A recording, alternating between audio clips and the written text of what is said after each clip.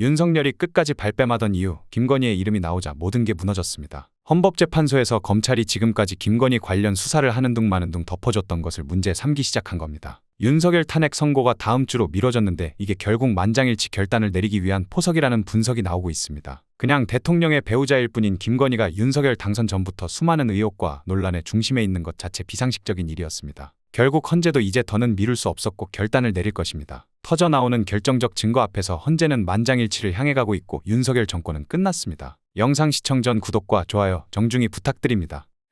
보신 것처럼 감사원장과 검사 3명의 탄핵이 모두 기각된 걸 두고 윤석열 대통령 측은 계엄의 정당성이 인정됐다며 이번 결정이 윤 대통령에게 유리한 것처럼 말하고 있지만 뜯어보면 오히려 불리하다는 분석이 나옵니다. 우선 짚어볼게 헌재가 검사 탄핵을 기각하면서 김건희 여사 수사를 제대로 안 했다고 지적하는 부분입니다.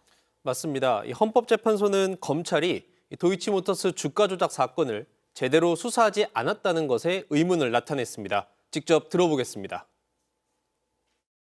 김건희의 문자나 메신저 내용, PC 기록 등을 확보할 필요가 있었음에도 불구하고 피청구인이 위와 같은 증거를 수집하기 위해 적절히 수사를 지휘감독하였는지 다소 의문이 있습니다. 김건희 여사의 증권 계좌가 이 시세 조정에 활용된 사실이 재판 과정에서 분명히 나왔는데 이를 확인해보지 않았다고 지적을 한 겁니다. 김건희 여사가 시세 조정을 알고 있었는지, 범행을 함께 할 의사가 있었는지 등을 검찰이 제대로 수사하지 않았다는 걸 헌재가 지적했다고 볼 수 있습니다. 그러니까 헌재가 아예 이렇게 대놓고 검사들이 김 여사 수사를 제대로 했는지 의문이다 이렇게까지 했는데 돌아온 이창수 중앙지검장은 김 여사 수사를 또 지휘하는 거 아닙니까?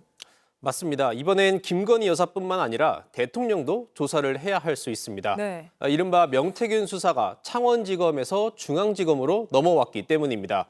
현재 대통령 부부는 정치자금법과 공직선거법 위반 등의 혐의로 검찰에 고발된 상태입니다. 명품백 사건과 도이치 주가 조작 사건 땐 검찰이 김건희 여사를 출장 조사를 해서 논란이 컸는데 이번엔 어떻게 조사를 할지 주목이 됩니다. 특히 지금 윤석열 대통령이 석방된 상태인 만큼 윤 대통령이 연루된 명태균 씨 공천 개입 수사가 더욱 주목을 받고 있습니다.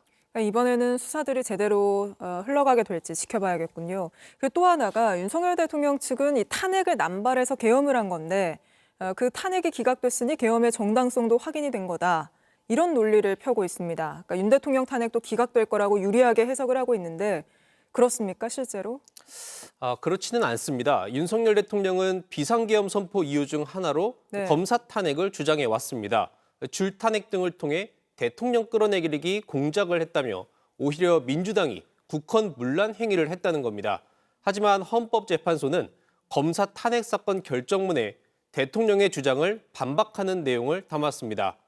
헌재는 국회 탄핵소추 의결 과정에서 법정 절차가 지켜졌다며 정치적 목적이나 동기가 있다고 해도 탄핵소추권 남용으로 단정 지을 수 없다고 밝혔습니다. 무엇보다 주목을 해야 할 건 이런 결정을 헌법재판소 재판관 8명의 전원 일치로 결론을 냈다는 겁니다. 네, 그러니까 8명 만장일치로 결론을 냈다는 게 정말 눈에 띄는데 그러니까 앞으로 헌재가 이런 주요 사건, 윤석열 대통령 탄핵 심판 선고도 당연히 포함이 되겠죠. 이런 주요 사건을 선고할 때 만장일치로 가겠다는 의지를 보인 거 아닙니까? 맞습니다. 보수와 진보 성향 관련 없이 사실관계에 따라 헌법 위반인지 아닌지만을 따져보겠다는 의지를 밝힌 것으로 보입니다.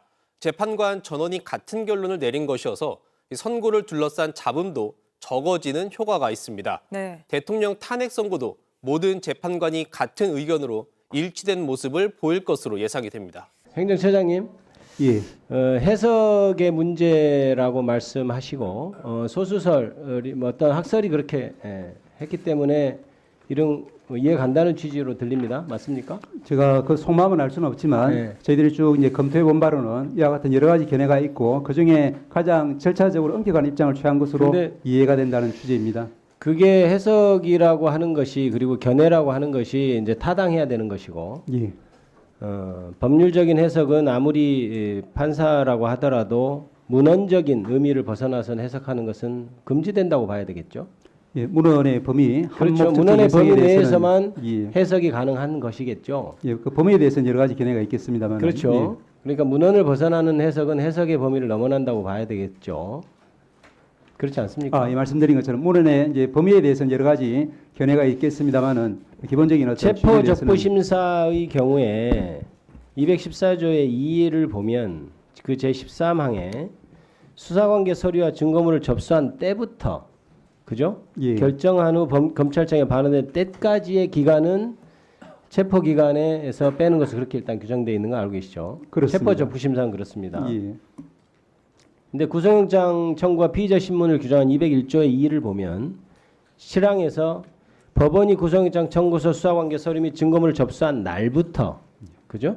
예. 그다음에 구속영장을 발부하여 검찰에 반환한 날까지의 기간이라고 돼 있죠. 예. 지금 앞에는 때고 뒤에는 날입니다. 예. 그렇죠? 그러면 법문상 날이라고 하면 날이라고 해석을 하는 것이 문헌을 벗어나지 않는 것이라고 생각합니다. 그래서 지금까지 실무상으로도 실제 기간이 얼마나 걸렸는지에 관계없이 청구한 날이 오늘이고 영장 서류가 나온 날이 내일 모레 새벽이라 하더라도 3일씩 그렇게 구속기간을 제외되는 것으로 그렇게 해석해 온 것은 알고 계시죠? 조금만 말씀드려도 되겠습니까? 네네. 예. 체포적부심 관련해서 위원님 말씀하신 것과 관련해서 이 때라고 되어 있는 그 부분, 이 부분 관련해서는 이제 저희 2019년도 사법연수원에서 발간한 형사소송 절차 실무 책자가 있습니다. 거기에는 이 문헌에도 불구하고 체포적부심의 경우에는 불산입하는 것을 이제 시간 단위로 하도록 하고 또한 구속적부심의 경우에는 이제 일 단위로 하도록 이렇게 또 달리 해석을 설명을 하고 있습니다. 그만큼 문헌에서 때라고 했는지 또 날이라고 했는지 하는 것이 절대적인 어떤 기준이 아니라고 좋습니다. 하는 하나의 증거는 될 것 같습니다. 좋습니다. 저는 그거에 동의하지 않지만 지금 제가 다음에 물어보고 싶은 말씀을 지금 하셔서 그 질문으로 넘어가죠. 예. 체포적부심 같은 경우에 지금 담당 재판부가 구속기간에 산입된 여부에 대해서 잘 모르겠다는 식으로 결정을 한 것으로 알고 있습니다. 결론적으로 알고 계시죠? 산입하지 않는 걸, 그렇죠. 산입하는 걸로 한 것입니다. 산입하는 걸로 그렇게 예. 한 것이죠. 예. 그러면 그 아까 얘기했던 214조의 제13항에는 아닙니다. 214조 제13항에는 그 기간은 체포 기간을 할 때는 산입하지 아니하고 구속 기간에 있어서는 그 구속 기간 산입하지 않는다. 이렇게 규정이 되어 있는 거 알고 계시죠? 예. 그래서 당연히 구속 기간에도 그것을 산입해야 된다고 규정되어 있는 것으로 보이는데 어떠십니까? 그래서 저희들도 그 결정문 이제 보도를 통해서 보고 저희들이 알기로는 이제 아니 그러니까 사법연수원 지금 그 책자를 말씀하셨으니까 예. 그거에 따르면 그거에 맞는 해석인가요? 예. 그 부분에 대해서는 이제 체포든 이제 구속이든 시간을 단위로할지 혹은 날을 단위로할지 부분에 대해서는 이제 달리 취급하도록 하고 있지만 그 모두를 이제 넣도록 하고는 있는 것 같습니다만은 재판부에서는 아마도 체포와 구속의 어떤 본질적인 차이에 조금 더 착안을 해서 달리 해석을 한 것 행정처장님 같습니다. 그거는 명확하게 얘기해 주셔야죠. 체포 그 적부 심사에 때문에 서류가 왔다 갔다 한 시간 그거는 지금 13항에 누가 읽어보더라도 그 구속 기간까지 산입이 되도록 그렇게 지금 규정이 돼 있는 거잖아요. 그런데 지금 재판부에서는 그것을 뺐단 말입니다. 그에 대해서 문제점 뺐습니다. 인정하셔야죠. 예, 말씀드립니다. 예. 이제 그래서 주석서도 이제 위원님과 같은 견해를 취하고 있는 것 같습니다. 그런데 이제 저희들이 이제 체포적부심 자체가 연간 16건 정도로 아주 이제 극히 이제 사례가 적어서 이 부분은 저희들이 이제 실무례가 어떤지는 사실 확인하기는 쉽지 않은 사례가 상황이지만 적고 많고를 간에 방금 말씀하신 것처럼 예. 그렇게 주석서에서도 그렇게 얘기하고 하면은 당연한 건데 지금 판사는 그렇게 지금 굉장히 무리한 해석을 했단 말입니다. 일단 그렇게 하고요. 법무부 장관 대행님께 묻겠습니다. 네. 그 검찰에서 지금 그 즉시항고를 하지 않았잖아요. 네네. 보고 받으셨습니까? 예, 즉시항고하지 않는다고 언론 통해서 확인을 받았고 아니 확인했고, 네. 보고를 받은 겁니까? 아니면 언론 통해서 정식 보고를 받은 사실은 없습니다. 아니 이런 것은 보고를 안 합니까? 이거는 거의 뭐 그 시점에서 언론에 공개를 했기 때문에 그때 저희도 언론 통해서 알게 됐습니다.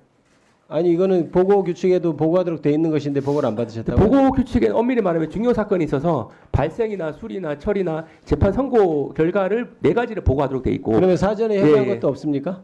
네네, 없습니다. 네. 이 결정에 대해서 어떻게 생각하십니까?